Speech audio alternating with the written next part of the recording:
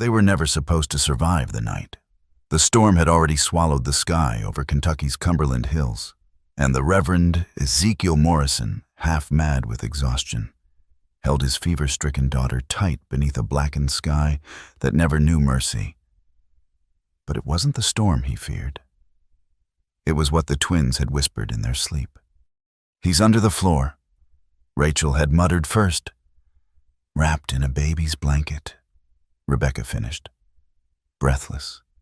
In 1834, there were no words for what they were. Not prophets, not mediums, and certainly not children. At least not in the way men define childhood. They were messengers' vessels for a truth so unbearable. The world conspired to bury it. This isn't just folklore. You're about to descend into a documented, judicially investigated phenomenon that tore apart a frontier town, exposed multi-generational murder, and revealed the most dangerous question ever posed to the human mind. What if the dead can speak and the innocent are their mouthpiece? And what happens when they begin speaking about you? Pine Hollow was a settlement erased from maps and memory. Not because time forgot it, but because it was deliberately erased. What happened there challenged the pillars of faith, justice, and sanity itself. 11 travelers vanished between 1818 and 1820, men carrying land deeds, gold, and secrets, each disappearance dismissed as chance. Wolves, weather, until the Morrison twins walked in and started naming names. Their voices were small, clear, and they carried the weight of buried bones. This is a story about something older than ghosts, older than sin.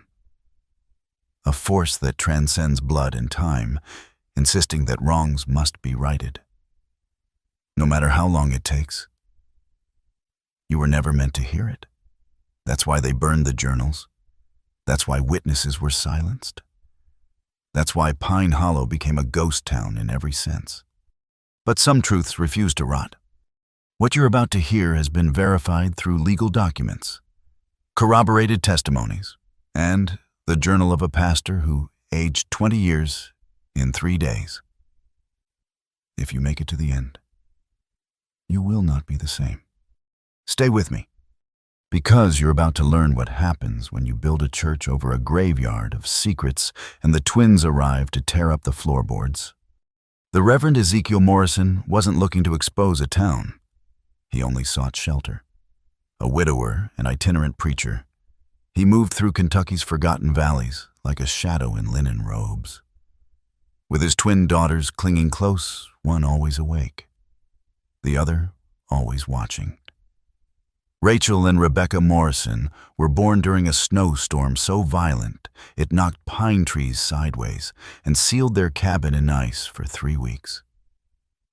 Their mother died that night, and something else was born in her place, something old, something silent.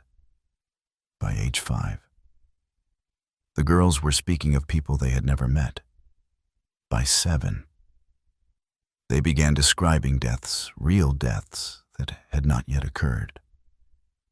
It was Pastor Phillips who first put it to ink, the man who watched his entire congregation unravel after offering them shelter for just 3 days. Phillips didn't believe at first. He was a man of scripture and reason, not superstition. But when a 9-year-old child tells you there's a bottle beneath your altar floor wrapped in the blue blanket of your dead son, and you find it there exactly as described, belief isn't a choice anymore. It's a surrender. He had hidden that bottle himself during a night of weakness, long before the Morrisons arrived. He hadn't told a soul. The only witness had been his God. And now, apparently, these children. That's when the unease began to eat at him, not fear of them, but fear of what they represented. If secrets long buried were beginning to claw their way up through these girls, Then perhaps nothing in Pine Hollow was truly dead. The community had always carried a quiet sickness. Too many tragedies brushed aside.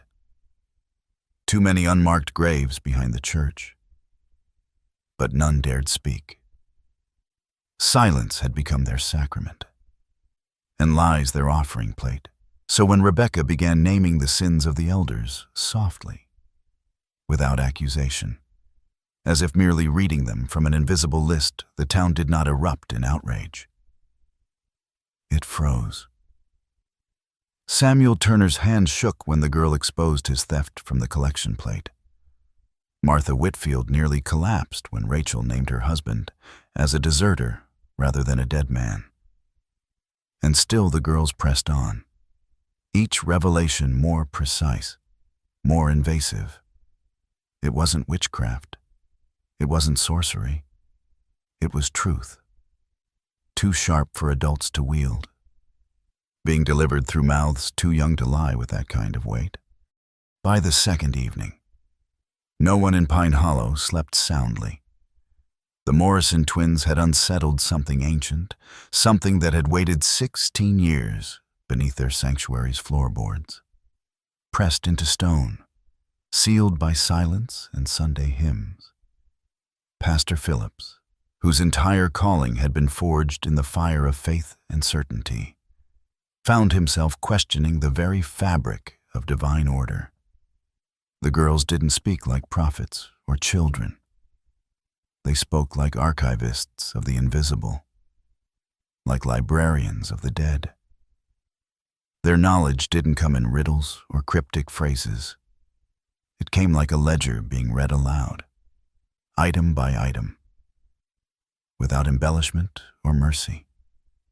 And as each item was confirmed, as each accusation matched some hushed truth known only to the sinner, the foundation of the church began to tremble, not physically, but in spirit. It was Rebecca who delivered the final blow. Standing at the altar, her hand on the carved wooden cross, she spoke of blood, not metaphorical, not spiritual real blood, spilled where she stood. She named the Whitman family Jacob, Mary, Hope, and Faith, declaring they hadn't perished in the house fire the town claimed, but right there, in the sanctuary itself. Her voice didn't shake. She wasn't guessing. She was remembering.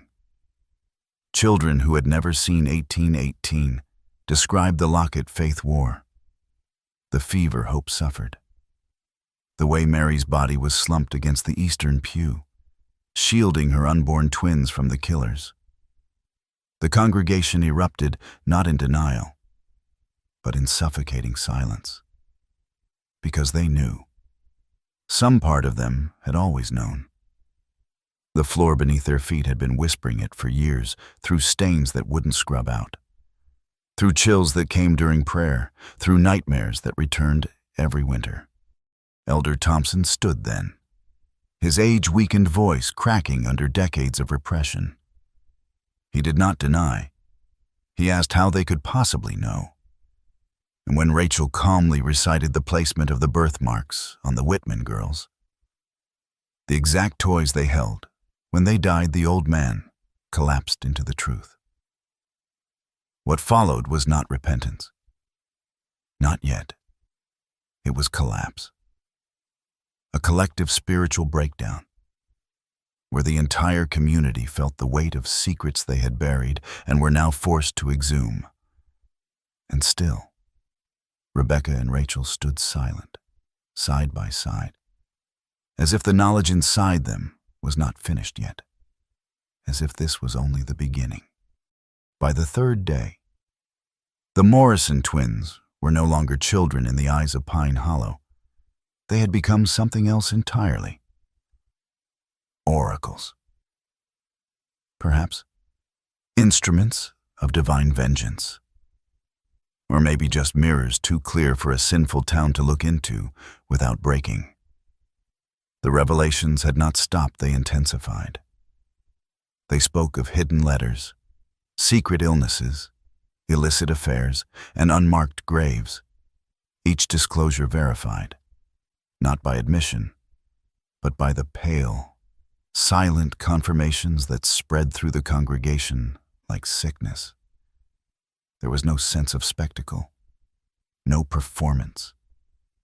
The twins delivered each truth with the emotionless cadence of tolling bells. Pastor Phillips recorded everything in his journal, his hands trembling not with disbelief, but with the terrible realization that he was no longer ministering to a congregation, but witnessing its judgment. When Rebecca turned to him with eyes wide and voice hollow and asked, "Pastor, what does it mean when a church is built on blood?" He had no answer. How could he? How could any man explain away a holy place rooted in murder and silence? For decades, the church had served as Pine Hollow's spiritual center, a beacon in the wilderness. But the truth was darker. The beams were nailed with stolen coins, the pews carved by guilt, the sermons echoing off walls that had once absorbed the screams of dying children.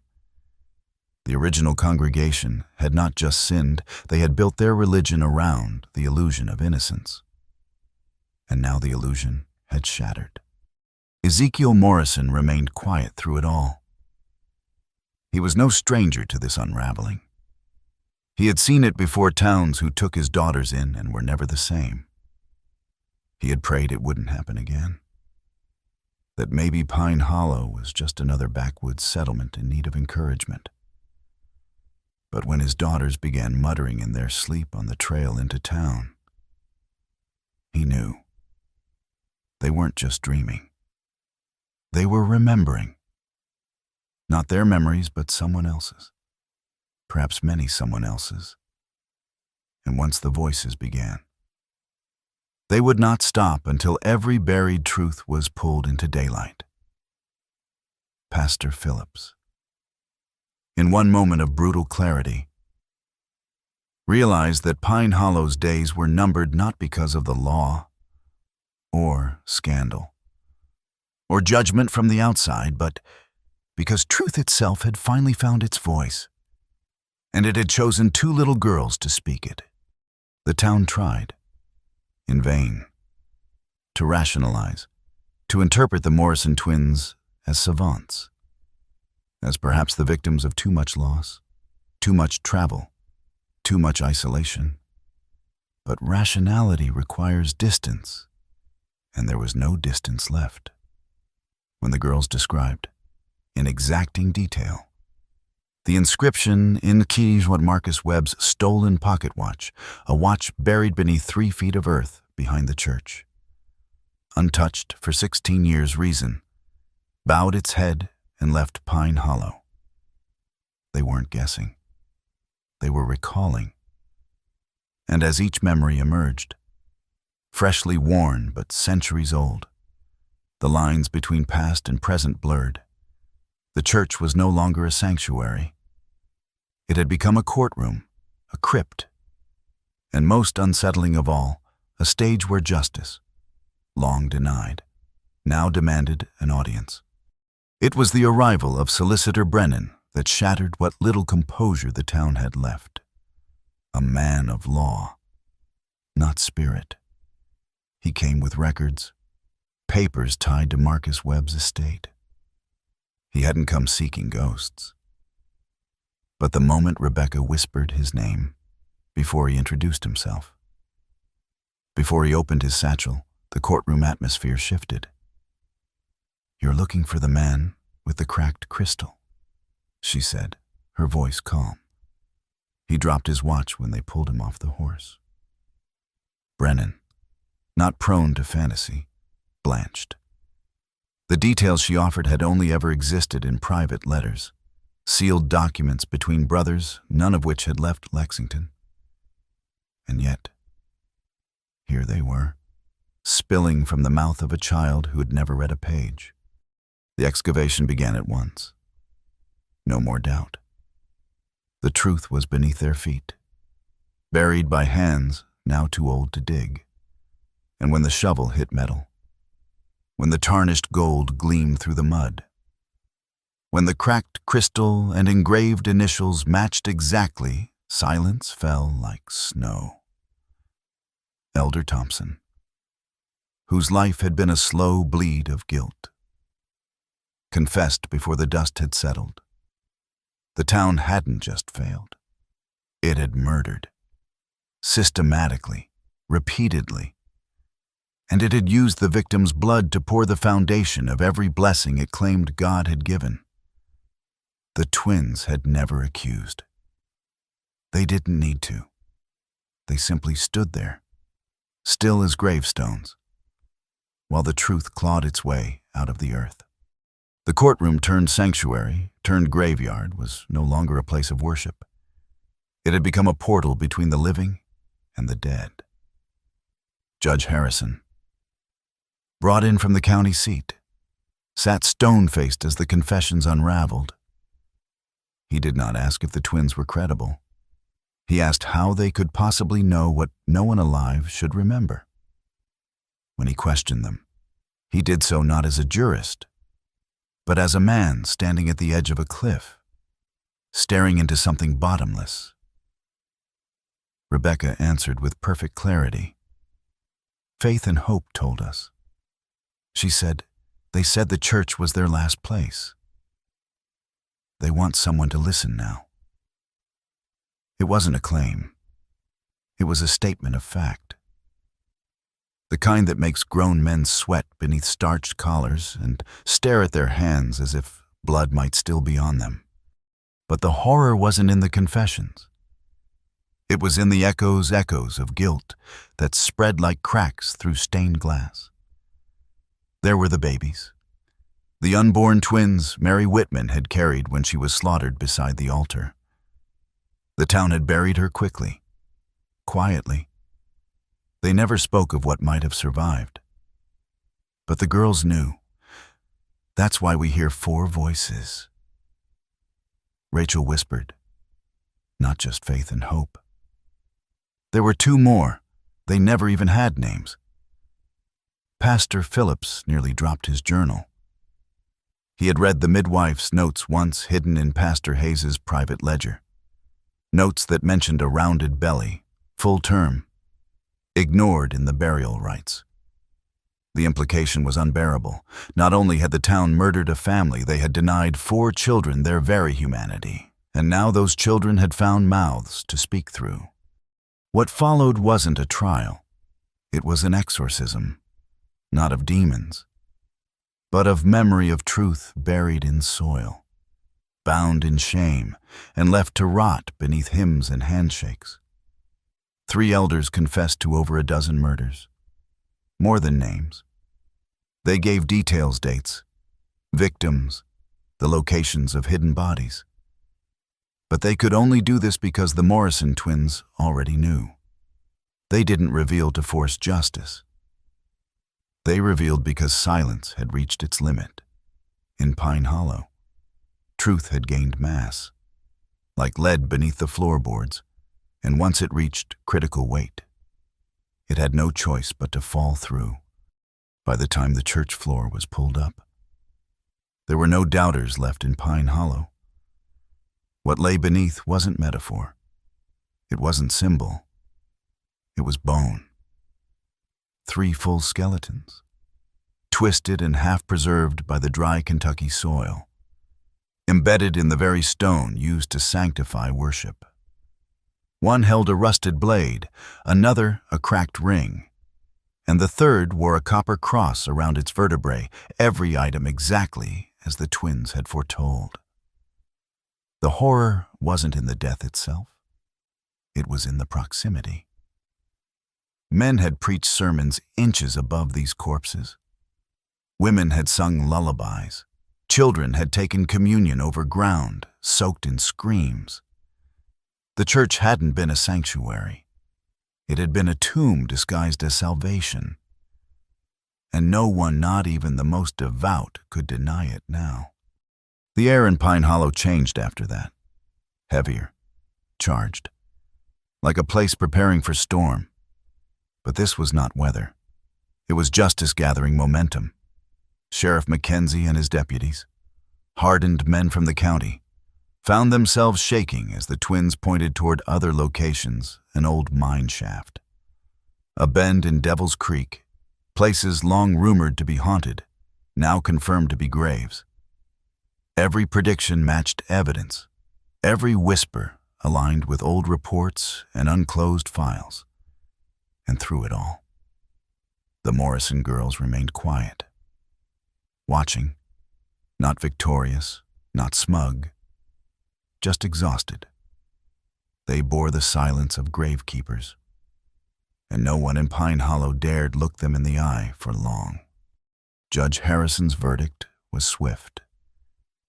The town itself would be dismantled, its land sold, its assets liquidated to pay restitution to families who had waited decades for a letter, a grave, a truth. But as plans for Pine Hollow's erasure were set in motion, a deeper dread crept into the judge's heart. The crimes had not ended in 1820. Rebecca had said it plainly. Others continued the work. Not the same men, but successors, students of silence. And now, with the graves opened and the walls torn down, the question became, where had that darkness gone? Because evil doesn't vanish when exposed. It migrates. It adapts. And if it found Pine Hollow once, it could find other places too, perhaps already had. Rebecca's final words before they left Pine Hollow weren't a warning. They were a prophecy. Truth always finds a voice, she said, looking not at the judge or her father, but at the empty pews where no one dared sit anymore. And if no one listens, it finds children. The phrase clung to the walls like smoke. What she meant was terrifyingly clear: the dead don't forget. And if their stories are left untold, they do not fade into silence, they sharpen. They grow louder, and eventually, they find mouths that can't be ignored. Pastor Phillips wrote it down that night, not as a sermon, not as doctrine, but as a confession. Because he had stood on those bones.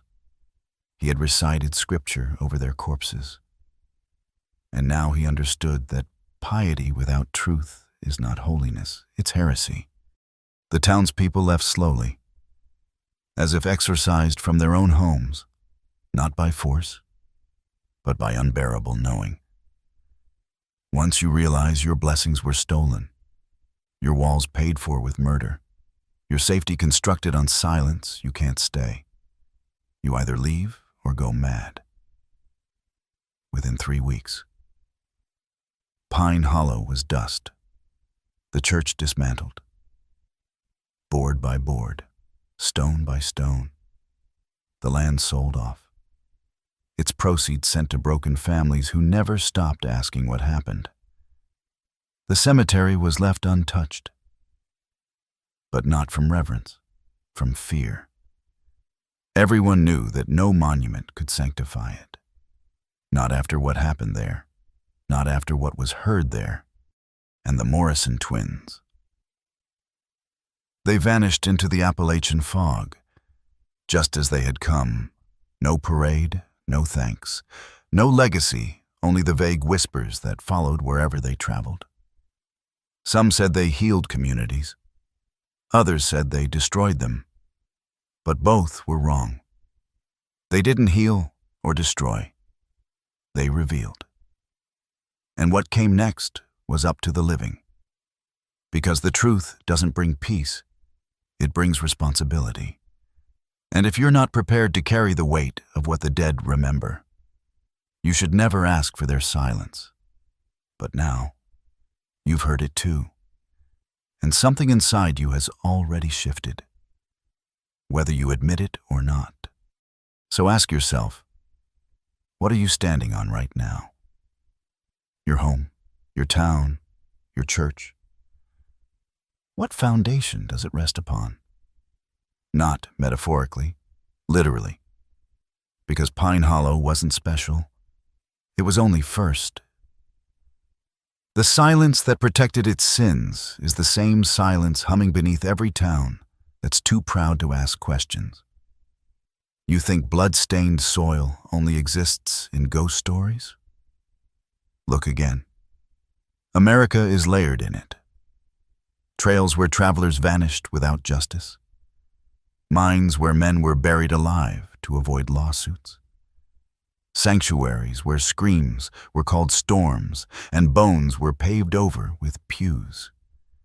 And if truth is a force, if memory is not a weakness of the brain, but a property of the land itself, then Pine Hollow was just the voice that cracked through first. You're not watching this by accident. If you've made it this far, you're already feeling it, that quiet pull in the back of your mind. The voice that says something's wrong and always has been. That feeling in your gut when you walk past a place that's too still. The room in your grandmother's house that nobody talks about. The land you inherited that your father never wanted to visit. What if that feeling isn't paranoia? What if it's a kind of remembering passed down, not genetically, but spiritually? You don't have to believe in ghosts, but you will believe in consequences, especially when you realize how often those consequences are mistaken for bad luck or tragic history. Nothing is tragic if it was never acknowledged in the first place. It's just unfinished. Halfway through now, so pause and comment this phrase below to mark your transformation. I see what was buried. I see what was buried. Let the algorithm know you've crossed the line most won't dare approach. Because once you hear the truth, once it lives in you, there is no going back. The Morrison twins didn't just unearth Pine Hollow's crimes. They awoke something in all of us, the ability and the responsibility to ask what's really beneath the surface of our stories, our faith, our homes. And once that door is opened, the question is no longer, what happened? It becomes, why did no one speak until now? You were taught that the past is behind you. Static, sealed off. But that's a lie, a soft one. Told to keep men from digging. The past isn't behind, it's beneath. It's alive. It breathes through generational guilt. It pulses in local legends.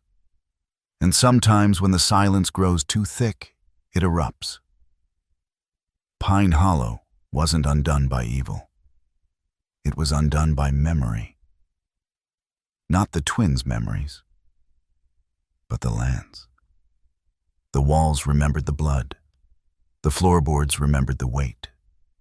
The trees still leaned, ever so slightly, toward the church, as if pulled by grief. And when Rachel whispered where the next body would be found, it wasn't a prediction.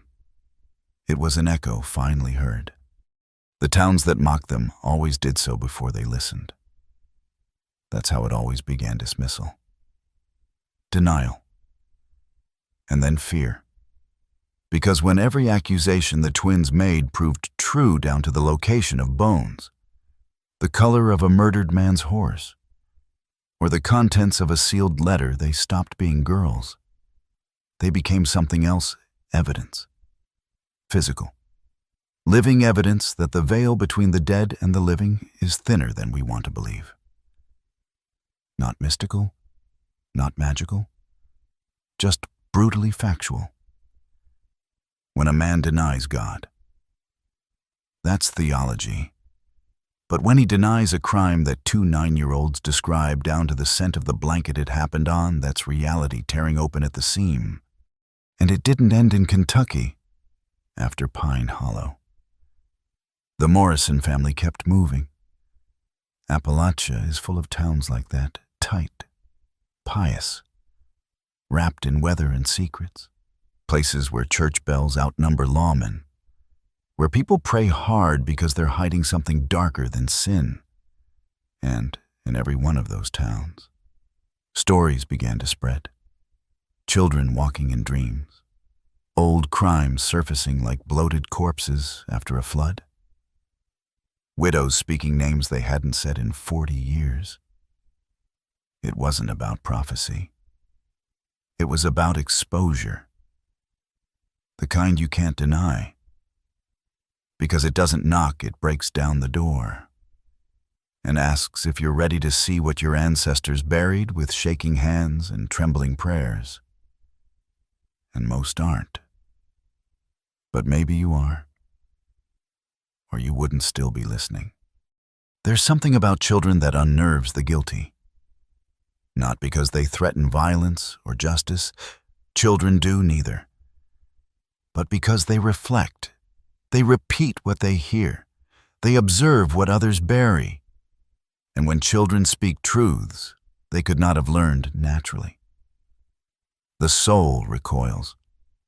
It doesn't matter if you're religious or not. There is something fundamentally disturbing about innocence channeling horror. That's what made Rebecca and Rachel so effective. They didn't accuse like men do, with anger or vengeance. They simply stated, and somehow, that made their words heavier. Like they weren't delivering the truth, they were retrieving it from a place no adult dared enter. One sheriff called it reverse haunting. He meant that instead of ghosts haunting the living, it was the living who had haunted the past, shoving it into shallow graves and locking the doors. But the twins opened those doors without keys. They didn't ask permission. They didn't need to. And if you've ever walked into a room and felt the air shift, if you've ever driven past an old house and felt your throat tighten for no reason, that's what was following them. Not spirits, not curses, unresolved story. That's the real force behind hauntings. Not demons, but injustices still echoing, still trying to finish their sentences. And the Morrison girls, they heard every word. People ask if they were blessed or cursed. But that question only makes sense if you believe truth is ever neutral. It's not. Truth chooses. And when it does, it picks the vessel that won't distort it. These girls didn't interpret. They revealed.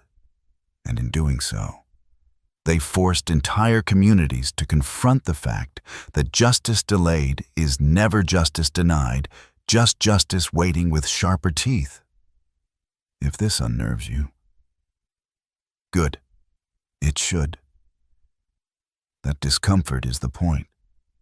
Because if two children can see what's been hidden for decades, ask yourself, what have you walked past without realizing what lay beneath your feet? They say history is written by the victors. But that's only true if the dead stay quiet in Pine Hollow. The dead wrote back and their ink was cold.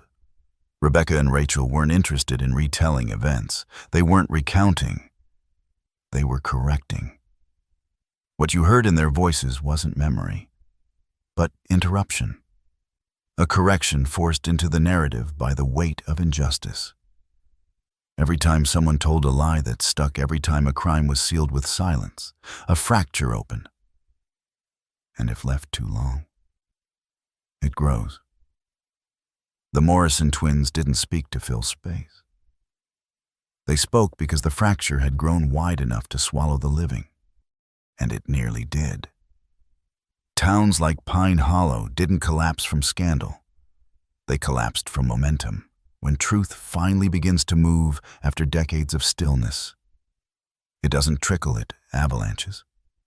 One detail uncovers the next. One confession cracks another. Until everything a community believed about itself becomes unrecognizable in the mirror. That's what made the girls so dangerous to the guilty.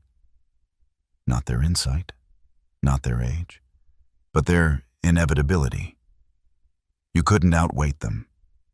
You couldn't outlast truth once it had chosen a mouth. And the more they revealed, the more everyone realized that Pine Hollow's story wasn't rare, it was a prototype. An origin story for every town that calls itself quiet and righteous, while the earth beneath its feet screams to be heard. The most terrifying moment for Judge Harrison wasn't when the bones were found. It wasn't the confessions, or even the legal implications of an entire town built on stolen lives. It was when Rachel looked at him and said, "It's not over." He asked what she meant. Her answer was simple: devastating. And final, other towns are still dreaming of silence, but we hear them anyway. That's when the judge realized this wasn't an isolated phenomenon. This wasn't a haunting. It was a reckoning that had only just begun. And those who ignored it weren't safe. They were next. After Pine Hollow, the twins didn't return to a normal life because they never had one to begin with. Normality is a privilege reserved for the forgetful. And once you've seen what they saw, once you've carried the weight of death that no one dared acknowledge, there is no normal left. Reports trickled in from other towns, always the same pattern: a visiting preacher, 2 silent girls. Then, silence breaks like glass, secrets spill, graves open, and men who thought they were safe from the past suddenly find their names whispered by strangers who've never seen their faces. Some tried to discredit the girls, called them frauds, called their father a charlatan. But every accusation collapsed beneath the same brutal weight proof. The girls didn't threaten, they located, they described, and they were never wrong. One town near the Carolina border tried to expel them before Sunday service. Said the twins made the elders uneasy. They left before nightfall, but the next morning, 2 children from that same town walked to the sheriff's office and recounted, in eerie detail, crimes committed in a backwoods cabin decades earlier. The bodies were still there. That's the part most never hear. The Morrison twins weren't the only ones. They were just the first. Once a crack appears in the dam, more follow, more children, more dreams, more fragments of the past bleeding into now. It wasn't a miracle. It was a system reboot, a correction mechanism in the very architecture of human consciousness. And what terrified the institution's churches? Lawmen. Judges was not just that crimes were being uncovered. It was that the uncovering couldn't be controlled. You couldn't bribe a dream. You couldn't censor a 9-year-old who woke up sobbing because someone else's memory had taken root in her sleep. The girls weren't prophets. They were processors. And what they processed wasn't the future. It was unfinished consequence. The sins that never found light. The cries that were never answered. And every time they spoke, a piece of history was rewritten not with ink, but with unburied bone. You're beginning to understand now. Aren't you? This isn't a ghost story. It's a story about pressure. Pressure that builds over decades, not in haunted houses, but in hearts and soil. The Morrison twins didn't bring the darkness. They simply pointed where it already lived. They were never the storm. They were the lightning that revealed the shape of it. Towns don't crumble because of what's said. They crumble because of what's true. And in every place where the girls spoke, something died. Not people, illusions, the carefully tended myths that communities told themselves to sleep at night. Our founders were good men. Our church is holy ground. Our hands are clean, and one by one, those lies collapsed under the unbearable weight of precision. Because truth doesn't need anger. It only needs clarity. The Morrison legacy was never written in stone. It was carved into the silence they left behind. Some towns closed their doors. pretending it had never happened. Others tore up foundations, searching for what else might be hidden.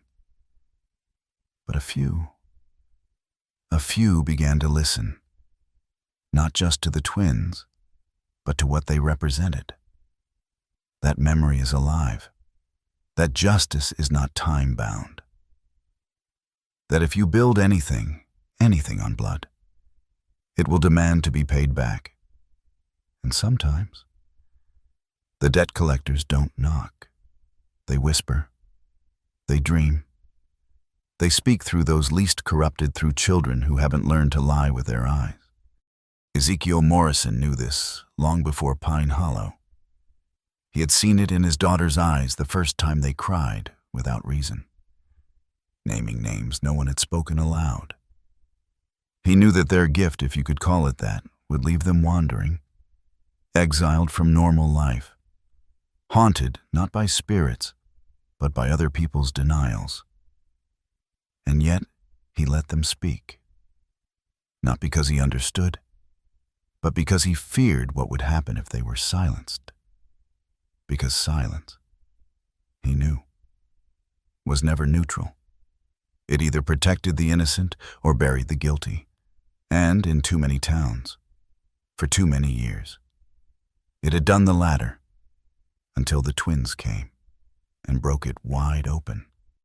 There's a moment in every buried truth when the soil shifts, when what was hidden starts pressing upward, as if the earth itself can no longer hold the weight.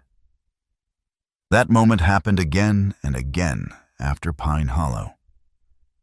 In towns that didn't make the history books because someone made sure they wouldn't.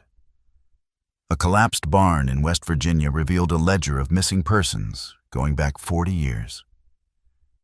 A forgotten well in Georgia unearthed jewelry that matched no living family but matched photographs locked in sealed attics. And always, just before the discovery, there was the same whisper, "The twins are coming." It didn't matter that no one had seen them. What mattered was that the pattern had returned. That sacred space was no longer safe if it sat atop bones. What unsettled men the most wasn't the girls' knowledge. It was their certainty. Rebecca didn't offer theories. She pointed. She named. And when challenged, she didn't defend herself. She waited. Because she didn't need to win an argument. The earth would answer for her, and it always did. Time after time. The ground gave up its secrets, and what came out wasn't just evidence, it was indictment. Not just of individuals, but of systems. Town councils, church boards, family dynasties, entire structures built on silence were dragged into the light by two 9-year-olds who carried no weapons, wore no badges, and yet wielded the sharpest force known to man, truth, that insisted on being heard. There is no defense against a child who knows what should be impossible. There is no shield from innocence made omniscient. That's what made the Morrison twins the most dangerous figures of their time, not because they killed, but because they made hiding impossible. They cracked the illusion that time buries wrongdoing. They proved that time doesn't erase anything. It only buries it beneath layers of fear and forgetting. But bones don't rot in silence. They accumulate. And eventually, they find voices, if not in dreams, then in daughters, if not in towns like Pine Hollow, then maybe in yours. By now, you've realized this isn't about two girls in 1834. It's about a truth too large to stay hidden, one that stretches across generations, wearing different names, different faces, but always carrying the same weight. What Rebecca and Rachel unleashed wasn't a phenomenon, it was a reckoning. A breach in the social contract that said the past could be buried if the dirt was deep enough. But there is no soil thick enough to muffle screams that were never heard. And the Morrison twins, whether by gift or curse, heard every one of them. They were not possessed. They were burdened. And every time they revealed something no one should have known. They looked older. Not in body, but in spirit. You could see it behind their eyes. They had carried lives that weren't their own. And they carried them until someone listened. That's the price of truth. By the way, it doesn't just set you free, it isolates you. Ask any whistleblower, any prophet, any child who ever told the truth in a room full of liars. Truth doesn't make you beloved. It makes you dangerous. And the Morrison twins paid that price in every town they entered. They were avoided, whispered about, even hated. Because it's easier to call a child cursed than to admit that your hands are stained. Easier to banish the messenger than to confront the mirror she holds up. Ezekiel knew this. That's why he kept them moving never more than a few days in one place. Not because he feared violence, but because he feared what would happen when people finally understood the depth of what his daughters could see. Some towns tried to use them.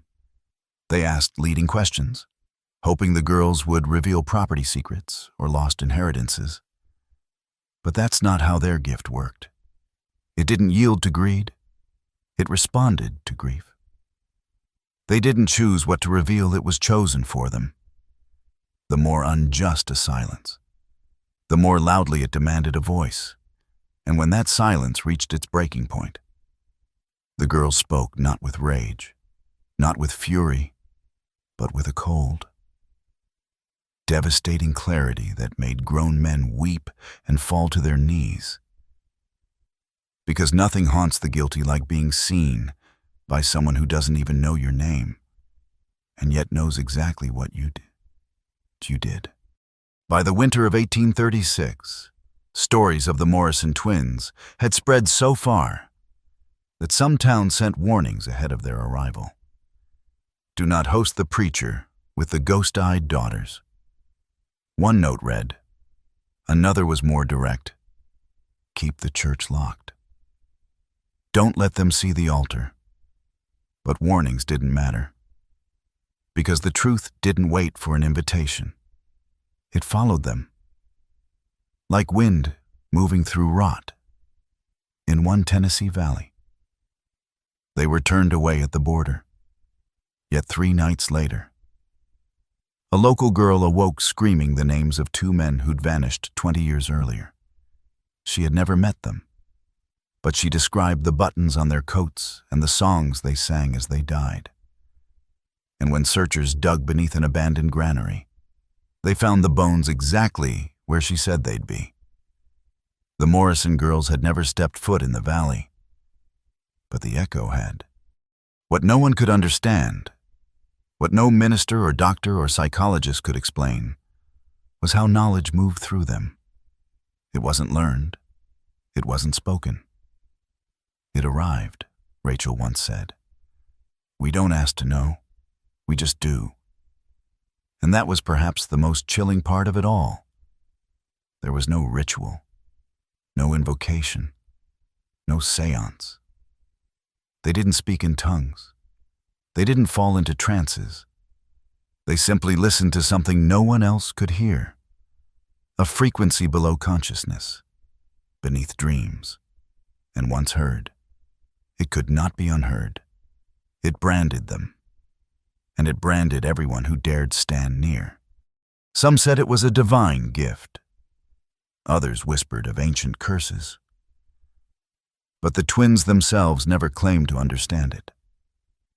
They didn't offer explanations, only revelations. Because what mattered wasn't how they knew. What mattered was that what they knew was always true. It didn't matter if it was a theft, a betrayal, a murder. Once they spoke, reality itself adjusted, and what had once been rumor became memory. Not folklore, not myth, just a wound that finally named its cause. And the wound always ran deeper than anyone wanted to admit. Eventually, the stories reached the state capitol, not as superstition, but as concern. Lawmen began whispering about jurisdictions being undone by dreams, investigations overtaken by children's testimony that proved uncomfortably accurate. A senator reportedly asked, "Can we arrest a 9-year-old for knowing too much?" The room fell silent, because they all knew the real terror wasn't the girls themselves. It was that everything they revealed was verifiable, and if what they knew was real. Then the system built to ignore such crimes, courts, sheriffs, churches, was suddenly obsolete. That's why officials didn't try to study them. They tried to contain them. But the truth has never bowed to containment. It leaks. It stains. It wakes up in other mouths, other eyes, other towns. The Morrison twins weren't the beginning. They were the signal that the age of forgetting was ending.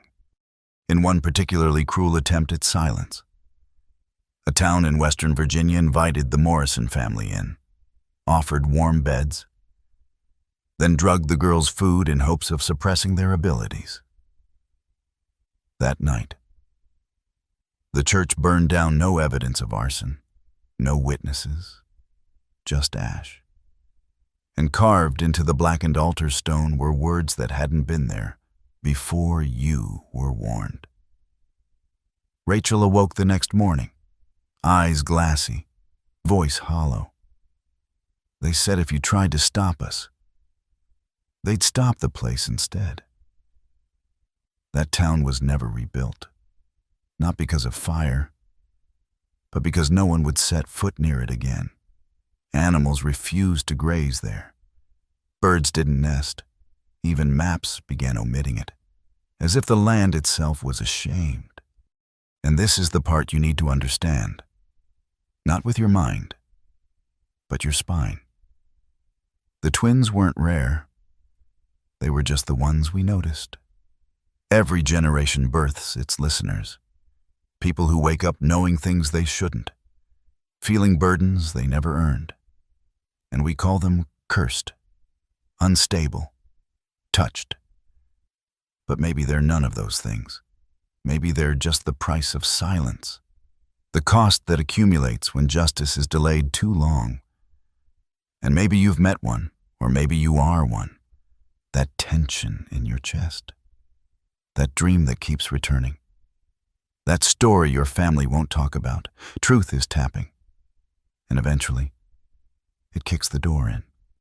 You want to believe you'd have listened, that if the Morrison twins walked into your town, you'd have welcomed them, let them speak, let the bones rise. But you wouldn't have. Not because you're cruel, but because you're normal. Because silence is easier. It's warmer, familiar. You've built your life on it. Whether you know it or not, every street you've driven on, every old building you've admired, chances are. Something was buried first. History is just murder with better public relations. And the girls weren't rewriting it. They were stripping the costume off, showing the blood beneath the lace. And people don't like being reminded that the place they worship might also be a mausoleum. The institutions feared them because they couldn't be bought. That's what made them truly dangerous. Most people who find out too much can be silenced with money, or shame, or fear. But how do you bribe someone who doesn't want anything? How do you scare someone who's already seen death from the inside, Rebecca once said. We don't want revenge. We want the story told right. And that sentence carried more weight than any sermon Pine Hollow ever heard. Because revenge is selfish. It ends with satisfaction. But truth just keeps going. It echoes. It multiplies. It rewrites the living and the dead alike. The mistake the guilty always made was thinking they could outlast truth.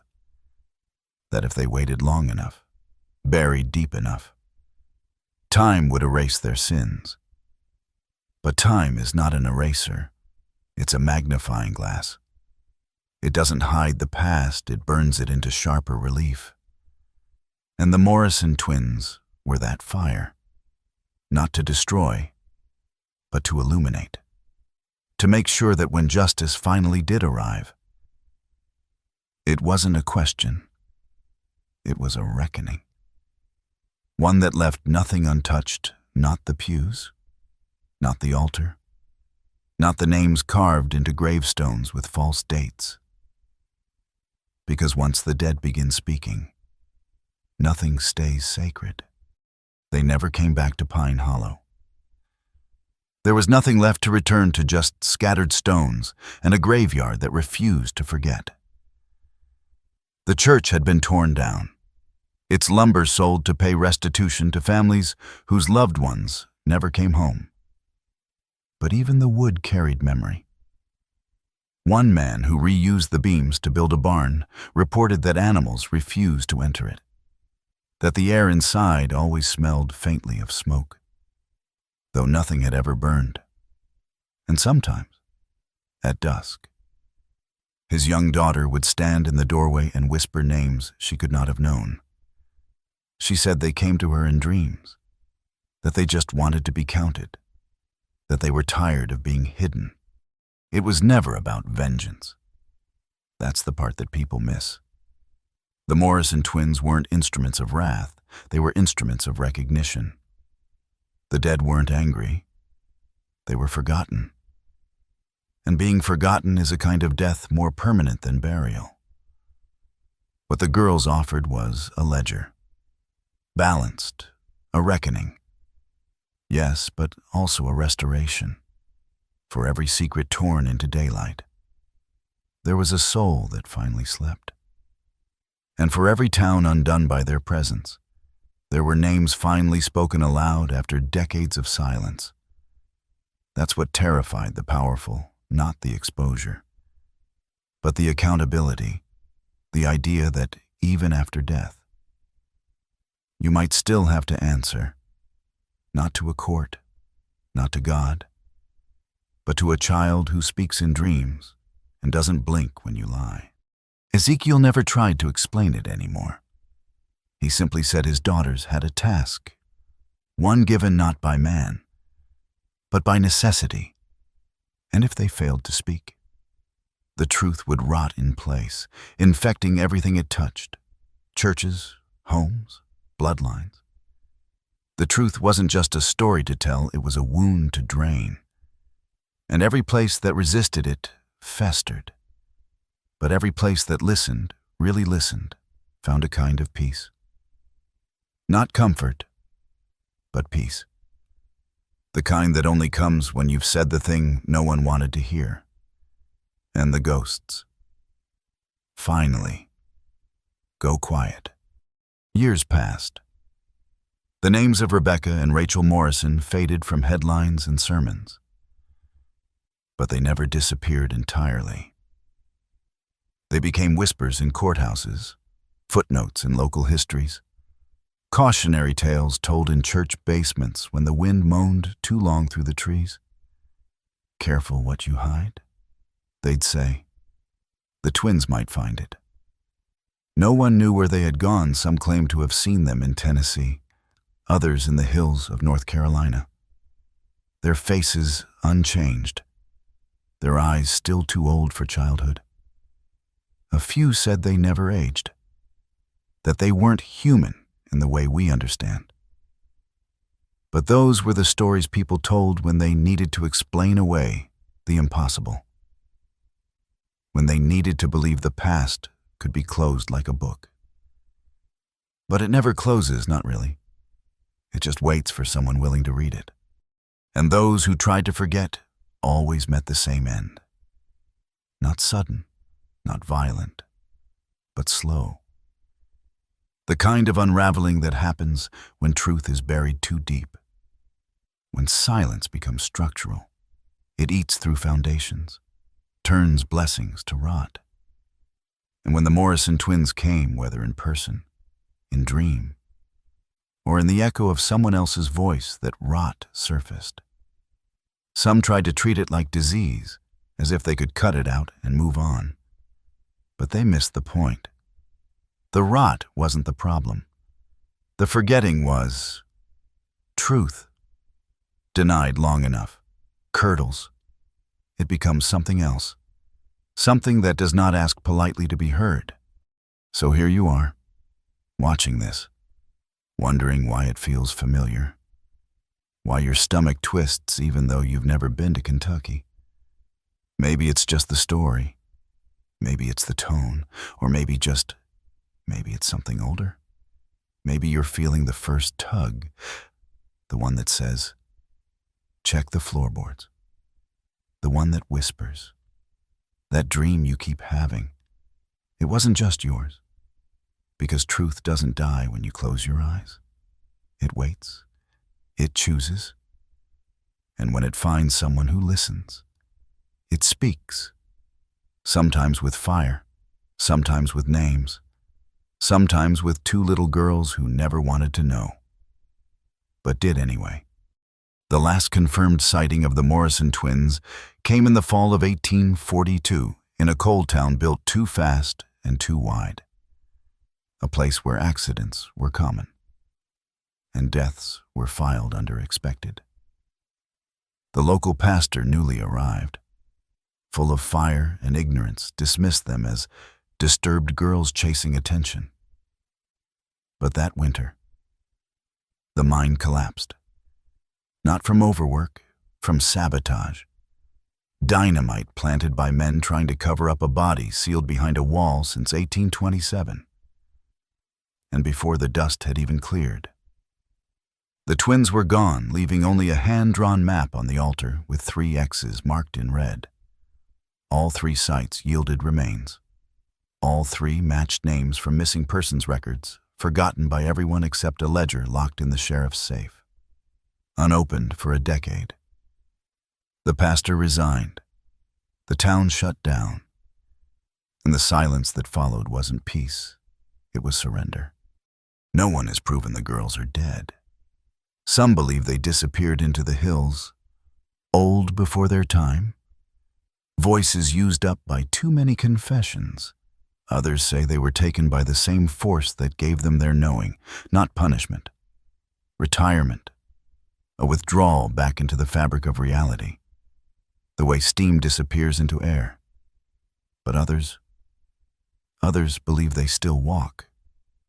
Maybe not as children, maybe not as twins, but as echoes. The kind that surface when lies stack too high and history starts to groan under the weight of denial.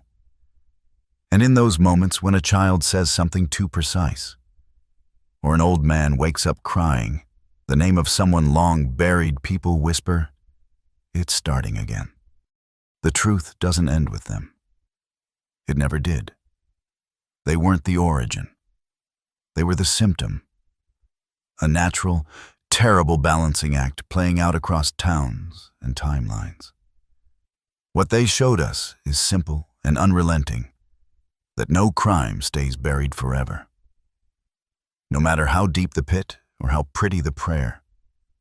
That some names demand to be spoken. That some bones refuse to stay still. And once truth rises, it doesn't knock, it enters. And the ones who denied it the longest are always the ones it touches first. So now the question turns to you, not just as a listener, but as a participant. Because truth doesn't hover in stories, it anchors in lives. And you've just absorbed one so deep, so layered in verified horror and whispered fact, that it has already taken root. You might not feel it now, but you will. The next time you pass an old church with a crooked steeple, the next time a child says something that makes the room go quiet, the next time you feel the urge to ask your grandparents what they never talk about, you'll feel that pull. And you'll remember Rebecca and Rachel Morrison, not as legends, but as the beginning of something ancient awakening inside you. If you're brave enough to carry that awareness, you won't walk through the world the same way again. You'll hear things differently. Gaps in stories will get louder. Silences will scream. you'll begin to understand that history doesn't sleep, it waits. And the past is not behind you. It's beneath you, listening. And sometimes, when the weight becomes too much, it speaks through those who never asked to carry its voice. That's the lesson the Morrison twins left behind. Not fear, not awe, but responsibility. To ask, to remember, to listen when the truth finally starts knocking beneath your feet. If this story changed something in you, don't keep it to yourself. Pass it on. Share it with someone who still believes the past stays buried, who still trusts walls more than whispers. And if you feel that pull, if your bones tighten when you pass forgotten places, don't run. Stop. Breathe. Listen. And ask. Out loud if you must. What happened here? Because you may not be alone. You may be standing exactly where truth has decided it's time to speak again. And you may be the next one chosen to hear it.